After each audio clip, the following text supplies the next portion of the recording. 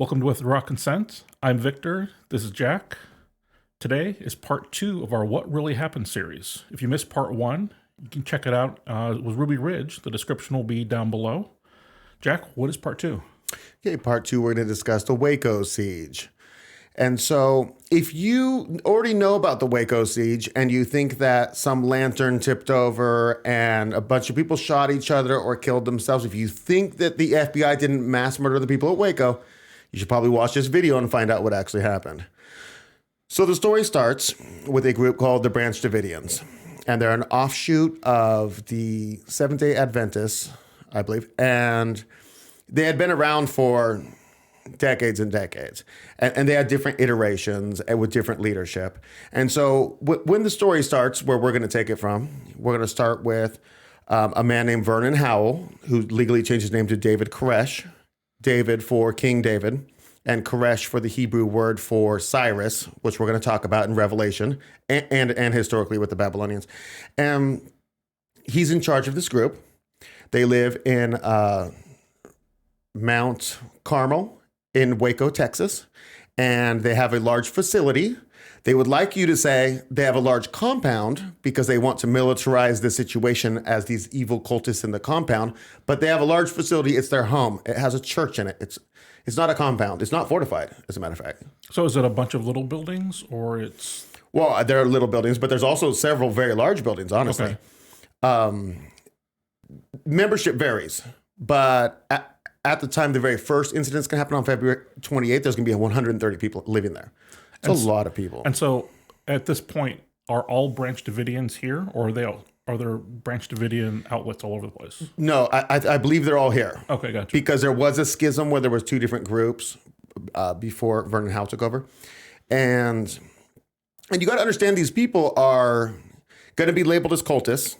But so David Koresh is very into prophecy and interpretation of the book of Revelation.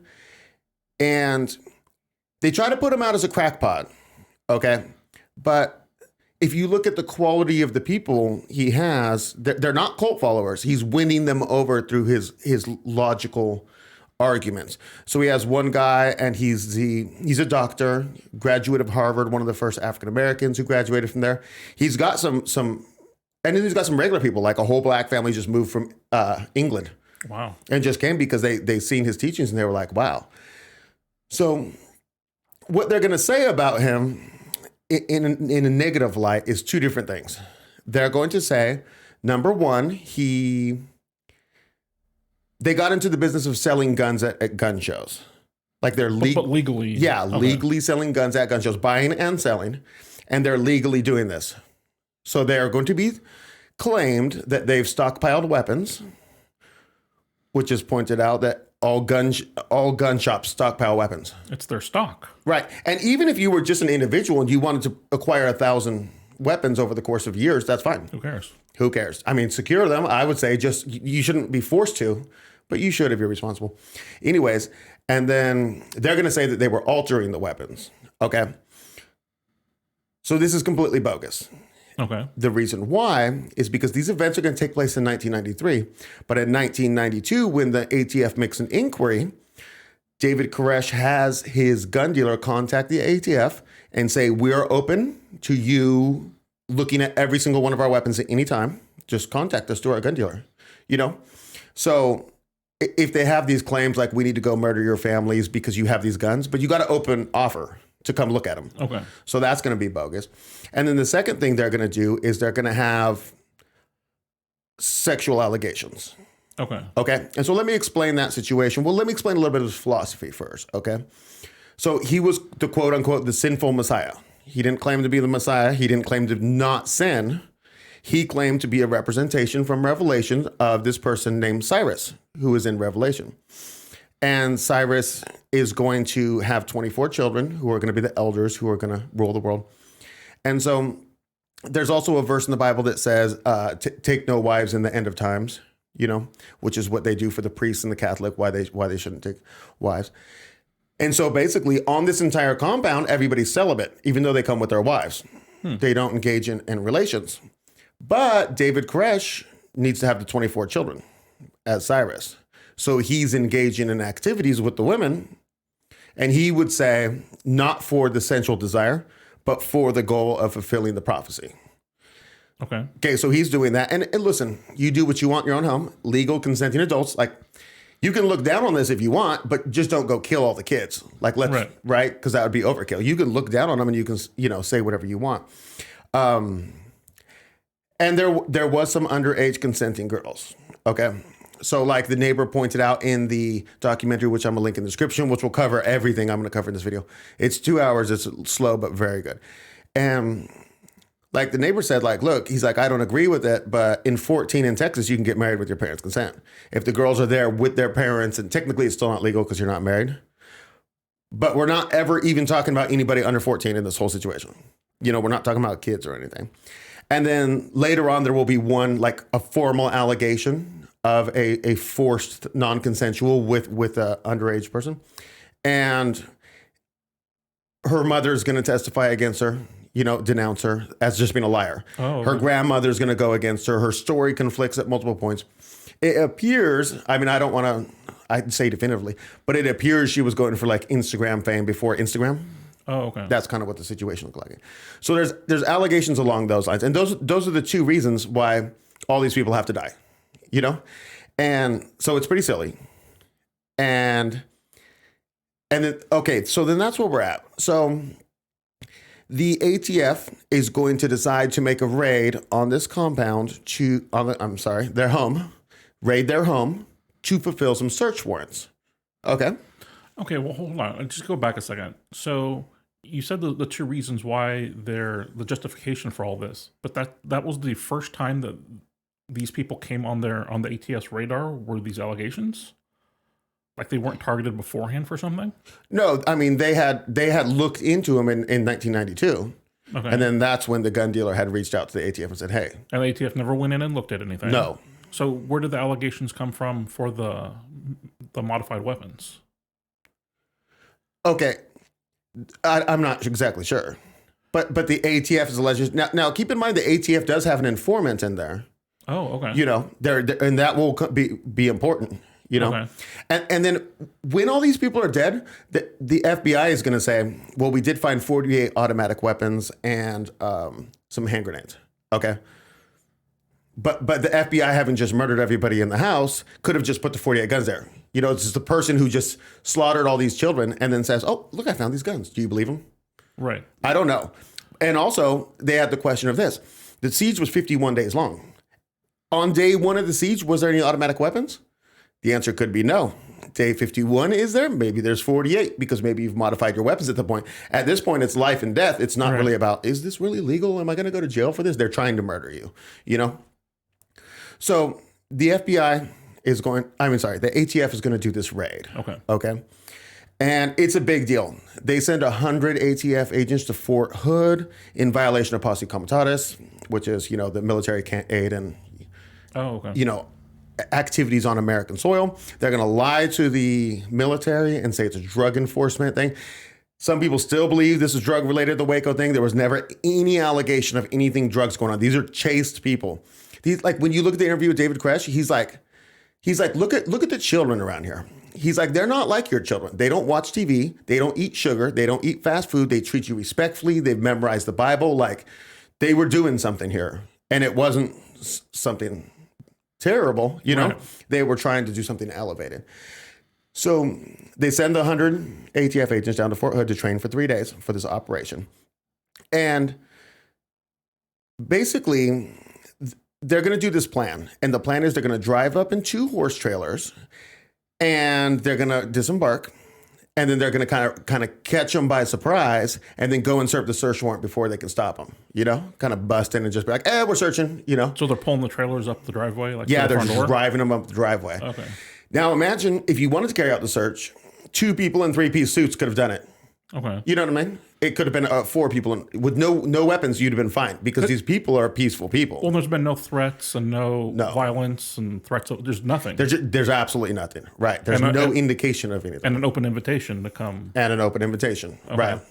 So they're going to pull up in these horse or their cattle trailers, and they got tarps over the top. And they said in the planning of this, the plan specifically requires them to have the initiative for there to be a surprise. That's the only way it's going to work, right? So what this is really about, though, is that the ATF's looking for a bigger budget. Okay. This is what they're doing right now. Like if you look at like nowadays what's happening, the FBI just requested a huge amount of funding to build a new FBI headquarters twice the size of the Pentagon. It seems needed. Right. And so like if something were to happen right now, FBI involved, everybody says, oh, we love the FBI. Let's build them this building. Like this is how this country goes. You're going to see it in a lot of these stories. And so what they do is they call the press. They're going to bring the press in on it because it's going to be people are going to be getting dragged out and guns are going to be stacked over here. It's going to be a huge thing. And everybody's like, ATF. Right. The problem with inviting the press is you risk operational security because now you're bringing in these civilians. And if something were to go wrong, you wouldn't necessarily be able to back out. And so both of those things did happen.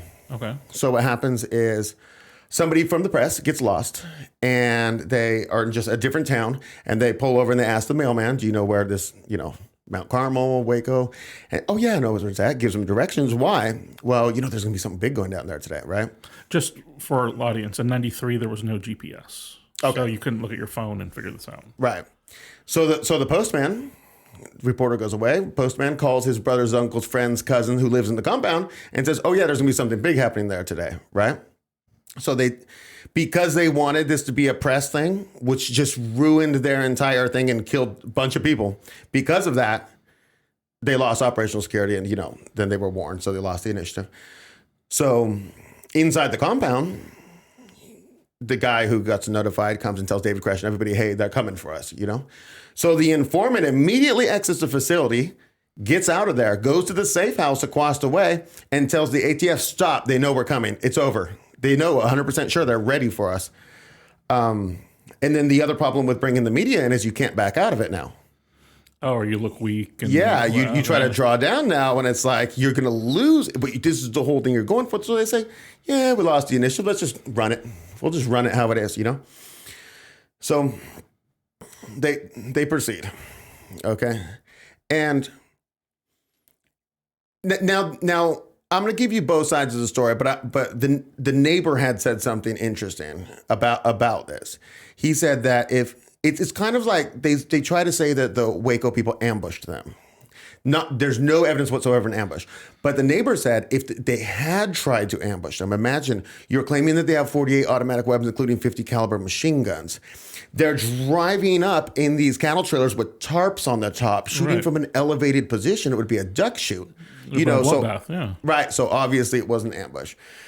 So they roll up in their two vehicles. David Koresh opens the front door and walks out. I could talk to these clowns, like whatever, see what's going on. All of a sudden gunfire erupts, Okay. I'm not sure if that's when David Koresh was hit or not, but then he runs back inside. Okay. So I'm going to give you the two sides of how this started. Okay. The ATF side says there's basically a double metal door at the very front where they had pulled up to. Like a gate? No, it's like an actual doorway to a house with two double doors and then they're metal, and I don't know how thick the metal is. And that's where Koresh came out of? Koresh came out of there. Okay. And as he's out in between the ATF agents and him, the wicked Branch Davidians start opening fire through the metal door, through David Koresh to hit the ATF people that are randomly out there somewhere dispersed. Okay, so there's that story. Okay. That's how it started. Or the ATF seen somebody with a gun and they just opened fire on them, then they returned fire. Now, later on, David Koresh can have a lawyer coming in and out talking to him, and he's going to testify that he looked at the door, which is destroyed later, of course, and all the bullet holes were going in, not going out. I mean, he said the majority of them, he said. So it wasn't like there was even a couple, there's just a couple going out. Anyways, so they end up in this huge firefight, right? Okay. The ATF's attacking them. Like you could see, I mean, the ATF. So they got a pen with dogs in it, Okay. So what happens to the dogs, you think? All got killed, I'm Yeah, assuming. you just immediately kill them. You hear a bunch of gunfire and then nothing. It's insane. They were penned. Right. They weren't loose. They weren't in an area that the ATF had an operational need to enter. So whatever. So that happens. And then basically they're doing this whole battle. And while they're doing the battle, David Koresh calls the police. He calls 911. Okay. And he says, hey, there's 75 men out there with guns shooting. We got women and kids in here. Tell them to stop. Tell them to stop. But the ATF has no way to be contacted or to contact the 911 dispatcher. They never thought that through. You know, like they have no contingencies, basically. So is this the compound? Is it like far out of town? Like it's in a remote area? Yeah, it's isolated. Okay. I mean, not out in the middle of nowhere, but it's isolated. Okay. And so it's also very, very large, you know, in area. So, and like in this first part, they didn't even think about like, well, what if we need some paramedics? They didn't even think about that. 25 minutes into it, you got an ATF guy saying, hey, newsman, go call the paramedics. Tell them to come out. Like 25 minutes in. A lot of people have been shot in 25 minutes, you know? Right. So the battle ensues, and it takes approximately 2 hours. They like try to go up in that second story window with ladders and this and that. You could just see the guys up there getting shot, you know, and just making their way back down. And so the battle ends about 2 hours later, and the ATF run out of ammo, and they ask for peace, a ceasefire. Okay. And we get to take our wounded and dead, and we leave you alone, you know? Okay, well, I missed a part of this. The helicopters. Oh, okay. I got to go back. Okay.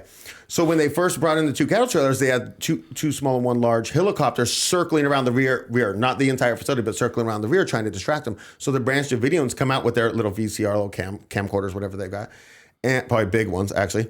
And they're filming that back there. So we've got film footage from them, you know, of that happening. Of the choppers? Choppers, okay. Yeah.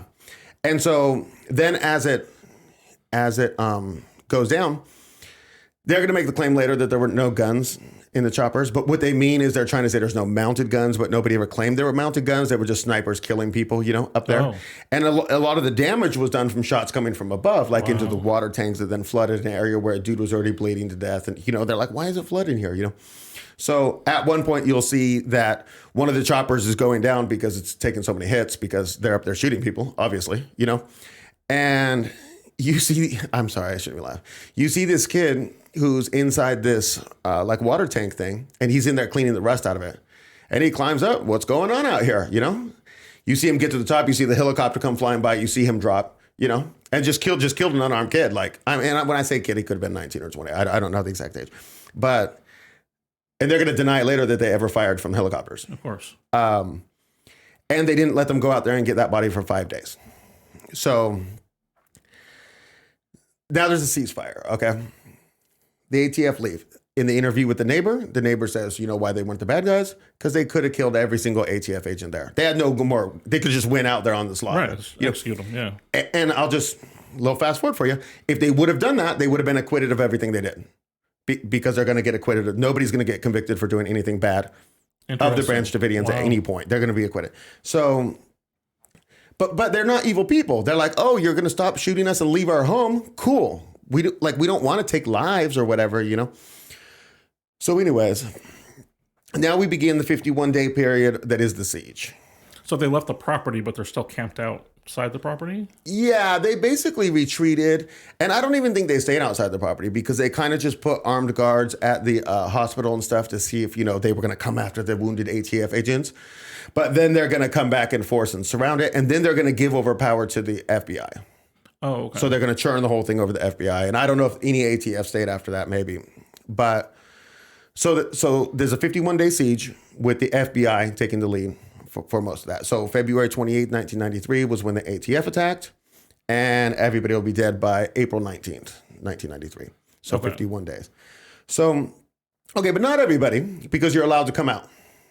Okay? And this is the ATF made these rules, or they've now turned over to the FBI? The FBI... I'm not sure exactly at what point, but... excuse me, you're allowed to come out. And so people did come out. Oh. And when you came out, you were most likely arrested for the murder of the ATF agents. And so then you get like a parade of people who've come out like in orange jumpsuit that's highly politicized. They're in orange jumpsuit. There's a white grandma who's 70. There's a black grandma who's 70. And these are the people, you know, that they've got them. And the rest of the people in the house are looking like, I don't know if I should go out. So is this like how Ruby Ridge was putting pressure on like the FBI to do certain things, you know, to get things done or make them look bad? And was that happening at Waco? Was there media Yeah. Okay. So there was that. Like everything on there was saying that they were cult members. Okay. And at one point, he was even in an interview and he said, "Do you know how much it hurts my heart that you all call me cult members?" Because he's like, "Look, I'm trying to interpret the word of God here. And then I'm not trying to make you believe me. Right. You have to look at my interpretation and decide." When on the clips you see of this guy, I'd love to hang out with this guy. He's a fan of critical thinking and all of this, and good moral upbringing. Like, I mean, the guy's pretty cool. Yeah. Wouldn't let him around my wife because there's Right. that thing. But that's your own personal thing. And that's just my personal opinion. So, yeah. And then they were just smearing these people. And all the smears were pretty much false, Okay. They were making it into like, it could be a pedophile, and it could be like they're just doing all the stuff with the sexual stuff and then the guns and all that. And then I'm sure after this first assault, they were made out to be murderers and Right. all that type of thing. Right. Yeah. And then they pushed a whole line like that. So where was I at before you said that? The 70-year-old grandmas were coming out. Okay. Yeah. So then everybody else is like, I don't know if we want to go out or not. And then it was like a theological thing, like in the documentary, the guy said, it's like anybody could leave Noah's Ark and jump onto the land before the rain starts if you wanted to. But theologically, you can't. Okay. Do you know what I'm saying? Do you actually believe this or don't you? Right. And so people were conflicted, Okay. And so what happens is the FBI gets a psychological report on David Koresh saying that they should be cautious and non-confrontational. That's the approach they should take to do that. Which kind of sounds reasonable based on what we've seen from him so far. Right. From not what we've seen in the news, but what's actually happened, And because they're being painted as federal ATF murderers right now. Right. Which they're going to get acquitted of. So they're not that. And so then the guy who did the psychological review gets pressured to buy somebody higher up in the system to change his view. Oh. And say, well, he's a wacko loon or whatever. And so even before he changed that, they went to psychological warfare to be aggressive and confrontational, even with that first psychological thing. Then they lied to the news saying that they most likely weren't doing that, even though there's video of them doing that from the reporters who were like 2 miles away watching them do it. Well, what is the thing? What were they doing? Okay, so they're doing Nancy Sinatra. They're just blasting her like in the middle of the night. They're doing that. They're doing like spotlights on windows in the middle of the night and stuff like that. They're doing this thing where so they're really chaste people. They really care about their morality.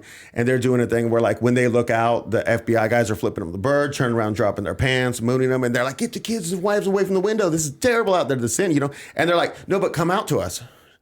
No, no, you're the bad guys here. And even on the phone with the FBI negotiator, David Koresh was telling him dude, I got women and children here. You guys are showing their butts.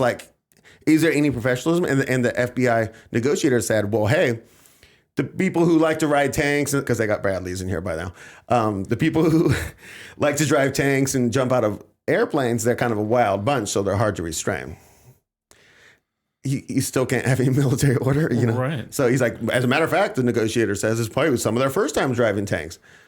How are they the type who drives tanks? If it's okay, so whatever. So if they're seeing them out the window with that much detail, they have to be pretty close to the house or at this point. Yeah, and they got patrols and stuff. They got 2 snipers. And okay, so what they've got with the press is they got Sierra 1 and Sierra 2. Sierra 1's the front, Sierra 2's the back. They got a sniper covering each with a wide horizontal sweep so that nobody can escape. And what happens is the press are then behind the front lines of Sierra 1, but not close enough that they can see the front lines. So they can see the building itself, but they can't see because they don't want to be live streaming basically their movements and stuff. Well, and all the terrible things they're doing. And the terrible things they're doing, right. And so basically this is going to progress, and the story's not incredibly interesting about what happens. Like David Koresh says at one point, hey, if he can do this one thing, then he'll come out on March 2nd.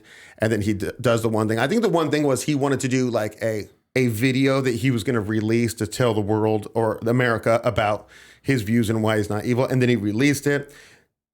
And then basically the next day they said, okay, so you're coming out? We did it for you. You've seen it run on the news. And they did run it, And then he's like, well, no, I prayed and God told me, no, my duty's not done yet, And they're like, well, you promised. And he's like, well, what would you do if you believed in God and God told you this? Like, what would you do, So then he had backed out of that. They say he backed out of it 5 times, but there's only evidence ever of 1 time of him backing out of it.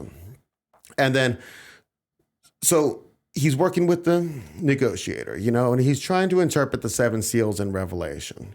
And basically, when they ask people how could this have ended differently? The answer was just give him more time, because technically nobody's being hurt right now. I mean, well, everyone who wanted to leave has left, so it's like this right. hostage situation. And you could even just leave 10 people, the 2 snipers and some support personnel for surveillance, and say, hey, call this number if you want to come out, because we don't really want to pay all the money to have all these people. You don't even need the Bradleys, I was even thinking something silly like anybody, we're going to say Bill Clinton because he was president at the time. Bill Clinton could have flown there, just got out and said, no, I don't need a Secret Service. Walked up to the front door, knocked on it. Hey, come in, cool. And just talk to them. Yeah. Because these people, they just weren't violent people. Right. You defending your property doesn't make you a psychopathic murderer or something, But, Janet Reno could have done it, the attorney general, anybody could have done it who had the authority to do it. But he basically finishes his research on, the first seal, I believe, and they're going to find it in the rubble. They're going to find it. And so he really was telling the truth about it. So if they had just given him more time, it would have been fine, But what happens is the FBI decides to end the standoff. And there is a lot of pressure to end the standoff. Because it's kind of like Ruby Ridge, you're making us look dumb here, By not doing what we say, and you killed all of our people. So right. There's a revenge aspect to this. Right. So 4 ATF agents were killed in the first battle, but 6 people from the compound were killed, But, 4 ATF agents is a lot. So they decide to enact a move to get them to come out. Okay, now the move, so there's 2 different sides of this. The history book says the move is to get them to come out. The move is to murder every man, woman, and child inside. I'm going to explain the move, and you tell me which one. You tell me if I'm a liar or not. Okay? So here's the move. They're going to bring in these tanks, and they're going to have large things coming out the front with like a crane type thing, Okay. And they're going to be equipped with CS gas. CS gas is just it's a powder, right? The CS powder.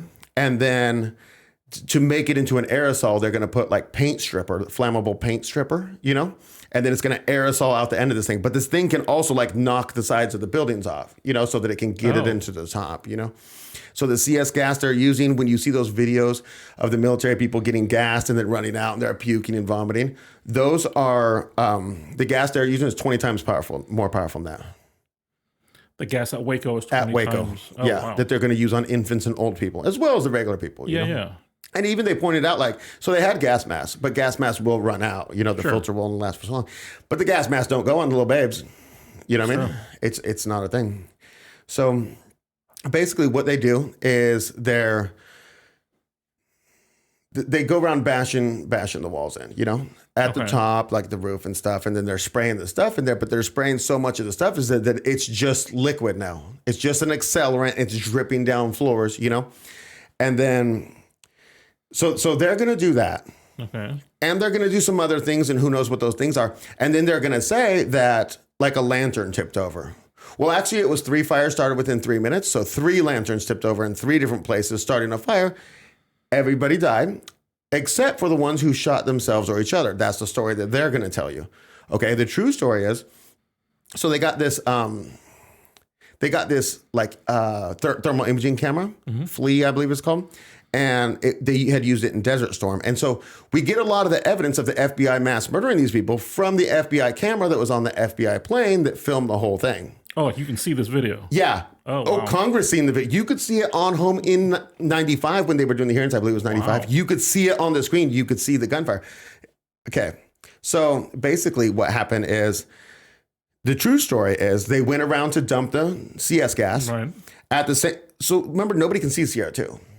CR2 is the backside. Nobody ever gets to see that, but you can see it from the camera, from the Flea camera on the plane. So they drive around in tanks. there's little tanks and they drive around and you can just see them shooting people because you can see the thermal exhaust of the when the tank accelerates, but then you can see the shots coming out the side and they're just shooting people in windows. Well, the CS gas is forcing the people inside to move.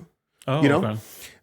Now, what they also have going on at the same time is they have guys with rifles all around and they've got basically canisters that they can shoot into the windows and the canister will then explode in like tear gas. And so every time they see like a kid in a window on the second story, they shoot the tear gas in there. You know, a direct impact from this will kill you. Okay. It's not to be shot at people, but they're shooting it at, you know, women and children. And so that's just to get the more. So the people inside are moving around a lot as they're shooting them. And then you can see from the fleet camera, you can see multiple people in, like there's a team of 2 in the compound and they're just shooting in there. You know, a team of 2, like FBI? FBI, yeah. Okay. Well, you don't know who they are, but the FBI is running the whole operation. They're on the you outside imagine. shooting in. They're on the outside shooting. Okay. They're in the compound, though, even just shooting in. Okay. And basically what's happening is because of the way they're putting the CS gas in, everybody's being funneled to a central point.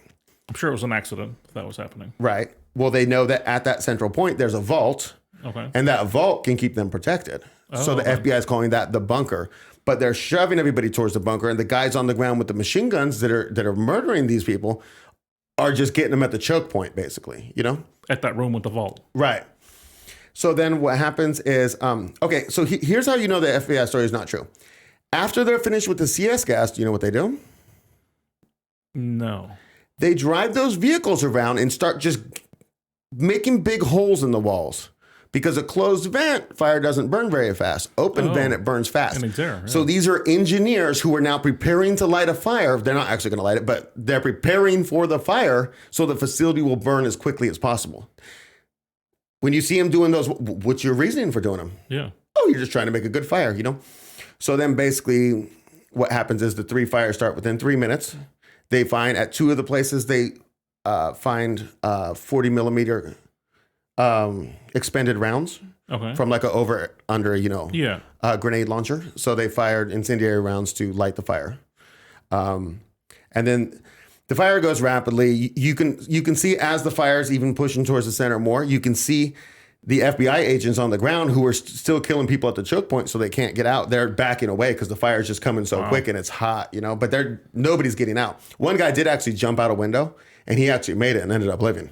Really? But he didn't come across the FBI kill squads here, you know? So, I mean, he did good. And then like something else, like say terrible that happened is that one of the tanks got stuck probably when it was running over somebody, but 5 people had extensive mutilation. And so basically if you tried to get out, the tank was at one of the doors, like I'll just run you over if you try to get out. And they were shooting from the tank too. But 5 people had extensive mutilation. One guy who's just his whole leg was sheared off. One guy, it was just this whole side's just missing, you know? Could be from debris falling, could be this and that, but it appears that they were running people over with tanks, you know? And so basically, of the people who were shot, there were 27 homicide victims in there. And their story is, oh, well, they shot themselves. Or if they were a cult, that would be right. a possible solution, but they just weren't a cult. So you're saying like some really hardcore Christians who really were into not sinning, and then they just murdered themselves and each other. Okay. Or the guys with the guns in the pictures probably did it. I'm just guessing, you know? So the people die. During this part with the tanks and all that, were they shooting out of the windows at the FBI? The FBI says they were shooting out. Oh, okay. Right? And the FBI says that they had prepared Molotov cocktails to throw on the tanks, though they never threw any. I didn't see on the video from the thermal, I didn't see any gunshots. Okay. And if they had been shooting out, were they justified in doing it? I mean... Yeah, I was just trying to figure out, you know, the whole picture in my head. Here. Right. Sure. So I don't know for sure the answer to that. So the building's burnt down. The firemen aren't allowed in, which the FBI, you know, guy in charge says no, which makes sense though, because if people are shooting out windows, you can't let the firemen go in. So when I was learning about this, I just kept asking myself, why? Why would they just mass murder all these people? I'm going to tell you the answer to that, in my opinion. As soon as they let the fire people in, they go and they run down the Texas flag and the Branch Davidian flag, and they run up the Texas flag with an ATF flag under it. This is the FBI doing it. So the FBI runs up an ATF flag because they're saying this is what happens to you Americans if you defend your property from our ATF agents. Oh, okay. So all 11 people who had left and then they arrested for murdering the ATF agents, they all got acquitted by juries. Wow. So in reality, when they're saying F you will kill you if you hurt our ATF agents, they mean if you legally protect yourself from ATF agents. Because if an officer is coming onto your property and they use excessive force, you can defend yourself with lethal force if they use excessive force. Yeah. So basically, there's an investigation after this, you know? Okay. And so like now, originally there was, when the ATF were like high-fiving each other, getting ready to go in for the first attack on February 28th, there was even a girl on the video and her sole job was to go film what happened. And later on in the hearings, they're like, well, can we just see the film? And then, oh yeah, no, you can see the film. It's been a couple of years. You can see it. And they gave it to them. It's just blank, you know? Oh, nice. So then after the FBI killed the rest of the people there, then, you know, there was like a guy filming who was working for the doctor who was examining the bodies. And the FBI said, hey, you can't do that. And I need the film. He's like, I got to talk to the doctors. The doctor's like, yeah, give him the film. Okay, we'll give it back to you tomorrow. They just never gave it back. Well, different boys are like, I got it in my briefcase. You can have it, you know, like, but they just never got it back. So the FBI is doing all the cover up. And even like people were watching and like they testified to it later. They're like, did you see the FBI disturbing the crime scene? And they're like, yeah, they were moving all the vehicles around so you couldn't tell where the impacts of the bullets, which direction they had come from. And they were like, they were destroying the entire crime scene, you know, which they do in every one of these instances, we'll see. And there's no repercussions. So after that, it goes to like Senate hearings in the 95. Okay. And it's interesting. One of the most prominent people on there is Chuck Schumer. Are you familiar? He's head of the Senate for the Democrats right now? Yeah, I think so. And so, or is that Nadler? But he's very powerful. He's very powerful. And so this is 30 years ago. So the same people who were investigating the government back then, they're investigating the government right now if they were to do something bad. So that's heartwarming. I also saw Joseph Biden in there. It's pretty good. Nice. And keep in mind, there are some senators who are saying like, what, did the FBI overstep like crazy here? But these people like Schumer, and I'm not even blaming Democrats, but like Schumer and Biden, they're standing up for the FBI. They're like, how dare you bring accusations against, you kidding me? So anyways, they do these hearings. The government investigates the government and finds out everything was kosher. Okay. Everything's fine. Well, you know? Relief. So that happens. And that's basically the gist of the story. Okay. A quick question. At the end of the Ruby Ridge video, you mentioned a dude there was going to appear in this story. Who was he in this story? Okay. He was just one of the dudes involved with the FBI. Okay, so he wasn't running it or anything. He was just on the ground. Yeah, I believe he was a sergeant, but he was like, you know, like, do we need him in this operational theater? They're like, oh, yeah, he was in Ruby Ridge. Bring him. We can do some stuff. You got any ideas? You know, like, you guys do great work. Anyways, yeah, so, but not a problem. But he was in the compound involved somehow with this. What compound? Right, the house. Home invasion or whatever. Yeah. Okay. Okay, so basically, there's a lot of lessons we can learn from this. So we just talked about the government investigating itself. Okay. And we said the same thing at the end of Ruby Ridge. If you think, oh, but we can turn things around now because look, the Republicans got in, they're going to investigate Hunter Biden and stuff like that. You don't understand history. Never once has an investigation, even like the church committee, which everybody loves, they're like, oh, expose Operation Mockingbird. Okay, who went to prison? Who was hung for treason? Right. Who got a slap on the wrist? Right. You know, name the one. It's not the answer. It's not the answer. If you're looking at things like Hunter Biden's laptop, Joe Biden's corruption, this is far less important than Waco. Yeah. This mass murder of American citizens by its own government. If they're going to cover that one up, you know, even though we got video evidence from the FBI, we're getting it from the FBI. Then you're out of your mind if you think that we're on our path to fixing things within the system. Just a brief story on that. It's during the committee hearings, and they're playing the thermal video where the guys are firing the shotguns. You can see it from home in 1995. You can see it from home on your telly, you know, or senators are just sitting there watching it. And they're just watching, oh, yeah, mass murder, you know, like, and then the video's over, and they're like, okay, next point of business. Nobody even brought up the gunfire. Nobody even talked about it. The FBI had testified that at no point during the 51-day siege did the FBI fire a single live round. They're not talking about the tear gas ones, which they admit to doing, Right. but no live rounds. That's it. And just callous disregard on the face is just like, okay, next item of business. That's insane. And those are the people you maybe, I think if you're pretty foolish, maybe thinking, hey, those people are going to come, Right. But not only are you not going to get justice or, a good investigation, but you see that it's condoned. What the FBI did is condoned all the way up. Right. And right. Yeah. And the same thing as Ruby Ridge, if you were to say, trust the media's story about this at any time, you would believe that these were crazy cultists. Or I asked my father in preparation for this video, I asked him, like, what do you remember about this? And he said, I just remember what the media was telling us. We didn't have the internet back then. I just believed it all. So now we're in a different day and age, though. And I don't blame you if you were back then doing that. I don't blame you at all, because what can you do? Wait 3 years till a book comes out and then read the book front to back as you work 12-hour days? I mean, maybe, but are we required to do that? But nowadays we've got alternate sources. Right. So if you're just believing lock, stock, and barrel, whatever the media is telling you, I'm just guessing that it's not a good idea. Right. That's not the best place to start. Right. Okay. So another thing we can learn from this is that when you see the FBI agents who are mooning people and stuff, they're also taking selfies on their tanks with both of their machine guns, not selfies because somebody else is actually physically taking probably a Polaroid or something, but then that's, of course we have more access to that stuff now.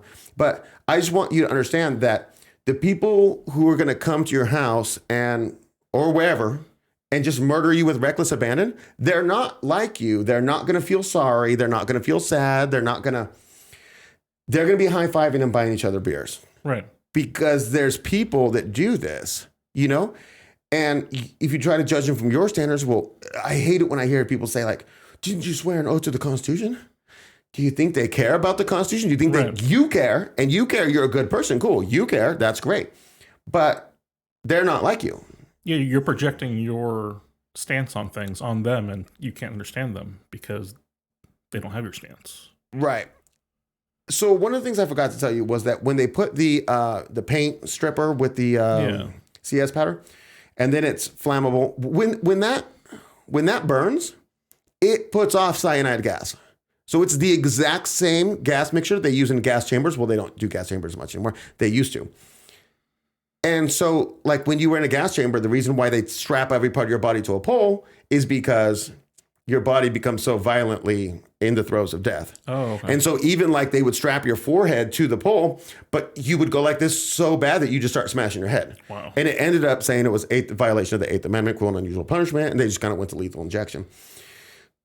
So there's like a picture in the video of a kid like 4 or 5 years old, and like the heels of her feet are nearly touching the back of her head. And she's just charged to a crisp. But because before she died, it was the cyanide that got her. And it just convulsed her body so bad it broke her back, broke her bones, and she just went backwards like that. And so what I'm trying to say in saying that is that, number one, the people who are doing this, they don't give a crap about you. They don't give a crap. Right. Cyanide for your babies, they're in. But also I want to bring another point where something happens and something like, it could be something we don't know about, like the Las Vegas shooting. We still don't know much, honestly. Right. But when that were to happen and you're like, wait a second, could this be the system? Maybe, maybe not. But is the system capable of this? 100%. The system's capable of cyanide for babies. Right. So I'm just trying to say, like, don't put anything past them. Right. There should never be anything where if it's like 5 planes crashed in an earthquake, maybe, could be. I don't even know what the thing is, but it just could be because the wildness of, I just want to say you said 5 planes crashing in an earthquake. So I'm not sure. No, I was just saying some random things. So I was being like, what if some random things happen? And somebody said, could that be the government? Probably. Could be, I wouldn't put it past them. It's also not a bad place just to start. Just if it seems weird, maybe the government's right, like the Las Vegas thing. Right, it was just completely abnormal from the beginning, and we still don't know because, of course, it's all been covered up. Right. 20 years from now, there'll be people making a video though telling you if you would have listened 20 years ago at the Las Vegas shooting, because they'll have more information. Yeah. Yeah. So that's going to wrap up part 2 of our What Really Happened series. I hope you guys learned something. That was a amazing lesson for me. I'm not sure if I'm more sad or more angry about all that stuff. It's just, I mean, it's disgusting, the story. That this is how our government is. If you found this eye-opening at all, maybe you'll share it with someone who's never heard this. I mean, I lived through it and I didn't know any of this stuff. I remember seeing it on the news and all that, and they were just crazy cultists. I thought it was a lantern tipping over for like 20, 25 years. Like, I mean, just a long time. Yeah. So please share the video. Join the movement. I don't know if it's something to get excited about, but it's something we need to come together, and we need to withdraw consent together. And like and share if you enjoyed the video. We'll see you next time.